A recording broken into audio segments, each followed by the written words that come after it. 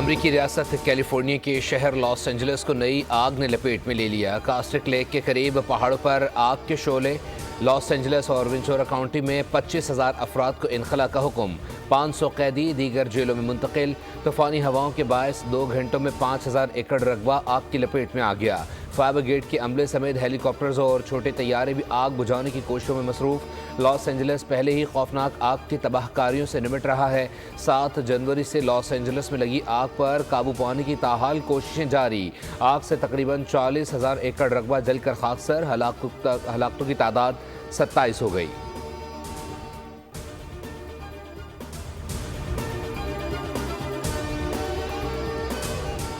امریکہ میں برفانی طوفان نے تباہی مچا دی۔ حادثات اور سردی سے 10 افراد ہلاک۔ فلوریڈا میں برفباری کا 154 سالہ ریکارڈ ٹوٹ گیا۔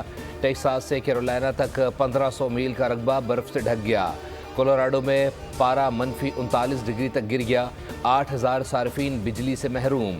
4,000 پروازیں منسوخ۔ اسکول بند۔ نظام زندگی شدید متاثر۔ متعدد ریاستوں میں ایمرجنسی نافذ۔ انڈونیشیا میں لینڈ سلائیڈنگ سے اب تک 19 افراد ہلاک۔ زندہ بچ جانے والوں کی تلاش جاری۔ جاوا میں موسلادھار بارش سے مرکزی سڑک پر لینڈ سلائیڈنگ کا باعث بنی۔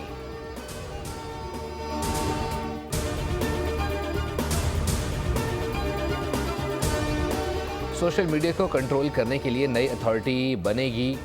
جھوٹی خبر پھیلانے پر 3 سال قید، 20 لاکھ روپے جرمانہ ہوگا۔ پیکا ایکٹ میں مزید ترمیم کا بل قومی اسمبلی میں پیش۔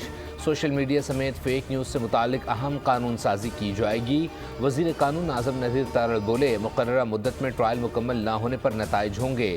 ٹرائل کورٹ کو مقدمات کا فیصلہ 6 ماہ سے 1 سال میں کرنا ہوگا۔ ماڈرن ڈیوائسز کو قانونی شہادت میں شامل کیا جائے گا۔ نظام میں اتنی خرابیاں ہیں کہ کسی پر کچھ ثابت ہی نہیں ہوتا۔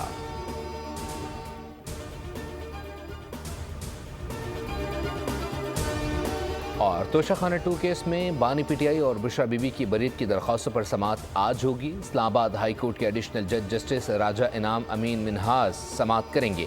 گزشتہ ہفتے جسٹس میاں گل حسن اورنگزیب نے ان درخواستوں پر سماعت کی تھی۔ عدالت نے اعتراضات دور کر کے درخواستوں کو سماعت کے لیے مقرر کرنے کی ہدایت کی تھی۔